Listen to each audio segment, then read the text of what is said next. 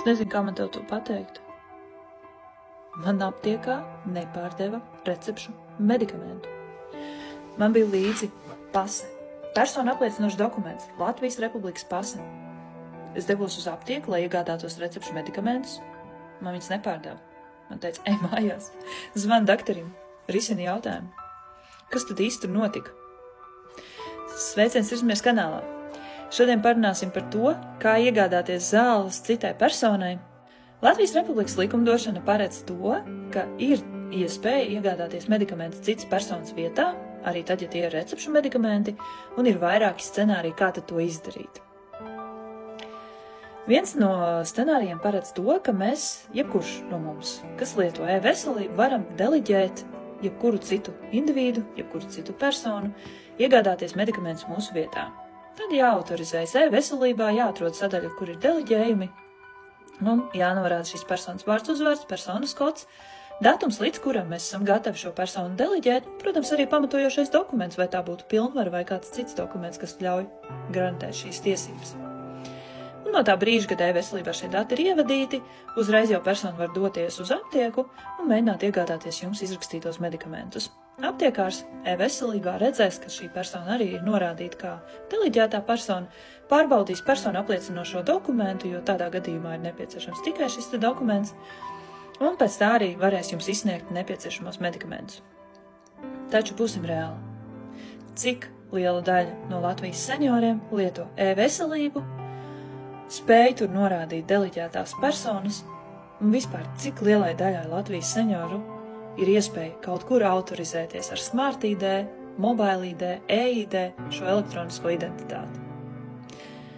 Jā, protams, tie, kas ir nesen pensionējušies vai cilvēki spēka gados, ir aktīvi, lieto tehnoloģijas, un šiem cilvēkiem nav problēmu, kas tur varbūt vienkāršāks aizpildīt deliģējumu. Taču ir jārēķinās ar to, ka joprojām Latvijā dzīvo gana daudz seniori, kas ar tehnoloģijām ir uz jūsu. Un vispār pat nestādās priekšā, kas ir e-veselība un ko viņi ēd, kur viņi dzīvo un kas tāds ir. Līdz ar to šis variants par deliģējumu ir ļoti labs, to varam izmantot mēs, jaunieši, taču senioriem tas sagādā papildus grūtības, vai arī padara to neiespējamu. Nu, tad, ja nevar deliģēt citu cilvēku, ko vēl var darīt? Kādi vēl ir varianti? Likums paredz arī citu variantu. Ja nav iespēja lietot e-veselību, tad var arī papīra formātā rakstīt iesniegumu Nacionālajiem veselības dienestam, ka jūs vēlaties deliģēt kādu konkrētu personu, atkal recepšu medikamentu iegādai, norādīt personas vārdu uzvārdu, norādīt personas kodu, datumu, līdz kuram jūs deliģējat šo cilvēku, un arī pamatojumu. Pamatojošo dokumentu aizskaitā ir jāpievieno arī notariāli apstiprinātā pilnvara, ka šis cilvēks ir pilnvarots to darīt. Ņemot vērā to, kā uz aptieku mēs varam aizsūtīt tikai šo deliģēto cilvēku, tad vienmēr ir jārēķinās, ka šai personai, kura būs notariāli pilnvarot, ir jābūt pieejamai, lai viņi varētu arī vienmēr saulēcīgi šos medikamentus iegādāties. Un jārēķinās arī ar to, ka, ja tas tiek darīts rakstiskā veidā sūtot pa pastu, tas aizņems kādu laiciņu, tā būs nedēļa, 2, 3, kamēr šī vēstule vispār pa pasta nodaļām izceļos un nonāks pie adresāta, kamēr darbinieki to sāks izskatīt, bet zāles jau vajag šodien, zāles iespējams vajadzēja jau vakar. Un ko darīt tad, ja tas ir steidzamāks gadījums un nav laika šos deliģējumus pieteikt vai gaidīt, kad tie tiks apstiprināti? Likums paredz vēl trešo veidu, kā var iegādāties medikamentus, recepšu medikamentus citas personas vietā. Šis trešais sākotnēji šķiet daudz vienkāršāks. Viss, kas ir jāzina. Man, kā cilvēkam, kuram paprasīja iegādāties zāles, ir jāzina tā otra cilvēka vārds uzvārds. Tātad mūsu senioru vārds uzvārds. Un man ir jāņem līdzi mana pase vai mans e-ID, kas apliecinās manu identitāti, jo tajā brīdī, kad es saņemšu medikamentu, man personas dati tiks piefiksēti, ka es esmu zāļu saņēmies. Tātad vārds uzvārds un mans persona apliecinošais dokuments. Bet ar to ir pa maz. Ir trešais ķēdes elements, un tas ir pats būtiskākais.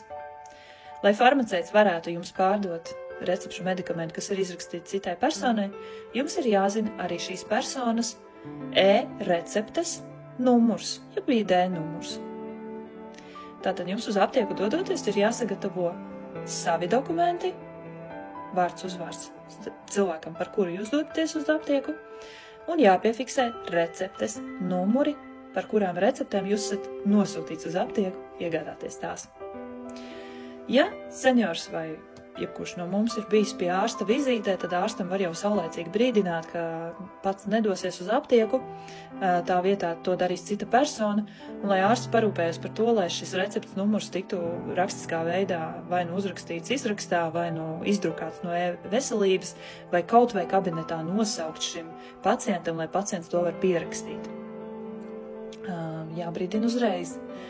Recepts numurs ir 17 ciparus garš. 17. Tad papīrīti, pildspalvu un pierakstam. Bet mēģinam vairāk prasīt tieši no medicīnas personāla, lai viņi tad kaut kā drukātā veidā vai atļauj jums nofotografēt, jo, pierakstot mēs zinām, katram ir savs rokraksts un reizēm stresā tas var kļūt arī nesalasāms. Cits variants, protams, ir, ka seniori pasūta šīs receptes vienkārši sazvanoties ar savu ārstējošo ārstu, sazvanoties ar ģimenes ārstu vai medmāsu, kur arī šos medikamentus regulāri izraksta. Bieži šis zvans pirmais zvans ir vienkārši nosaukt, kas tad īsti ir nepieciešams. Ārstniecības persona to vienkārši piefiksē un saka, jā, es tur pēc pusdienām ievadīšu sistēmā un jūs varat iet uz aptieku. Bet tajā gadījumā, ja jūs zinat, ka jūs sūtīsiet kādu citu cilvēku, tad reiķinieties ar to, ka vai nu jums pašam būs jāzvana vēlreiz šai pašai ārstniecības personai un jālūdz nosaukt šo 17 ciparu receptes numuru, lai jūs zinātu, ko pateikt tam cilvēkam, kas ies uz aptieku, vai arī vienojieties ar medicīnas personālu par to, ka viņi jums atzvanīs tad, kad šīs receptes būs ievadītas sistēmā, jo ātrāk šie ID numuri nav pieejami. Trešais veids, kā tikt pie receptes numura, tad autorizējoties e-veselībā, arī var redzēt izrakstīto recepšu numurus. Un tad visvienkāršākais uztaisīt ekrāna šāviņu vai nofotografēt un doties uz aptieku ar šo te numuru. Tātad pamat uzdevums – noskaidrot vārdu uzvārdu, paņemt līdzi savu pasi vai e-ID un zināt visu recepšu numurus, kuri jums būs jāiegādājās. Easy, vai ne? Tātad atceries, ir 3 veidi. Ir deleģējums e-veselībā, ko var izdarīt pati persona, kura vēlas, ka kāds cits dodas uz aptieku. Ir deleģējums rakstiskā formātā nosūtot iesniegumus Nacionālo veselības dienestu, vai ir jānoskaidro recepšu numuri. 3 varianti. Un tad tu vari droši doties uz aptieku un farmaceits visticamāk izsniegs medikamentus. Veselības dienestam un veselības ministrijai gan būtu par ko aizdomāties, jo seniori šos e-rīkus nelieto un paši nevar piekļūt savām receptēm un apgrūtina medicīnas personālu ar to, ka zvana un prasa šos numurus. Iespējams, ka var skatīt likumu un uzlikt to kā vēlamo pienākumu vai pienākumu medicīnas personālam vienmēr, jebkurā komunikācijā šos recepšu numurus komunicēt, īpaši, ja tie ir seniori. Un vēl jau vairāk, ja tie ir izraksti no lielajām Latvijas slimnīcām, vismaz izrakstā norādiet šos numurus, jo visticamāk, ja cilvēks ir izrakstīts no slimnīcas, pirmajā dienā viņš nebūs tas, kas ies uz aptieku. Viņa vietā to darīs kāds cits. Bet, lai kāds cits tiktu pie šiem numuriem, ir gana jānopūlās, un cilvēks paliek bez medikamentiem. Tāpēc atceries. Noskaidro receptes numuru, vārdu uzvārdu un paņem līdzi personu apliecinošu dokumentu.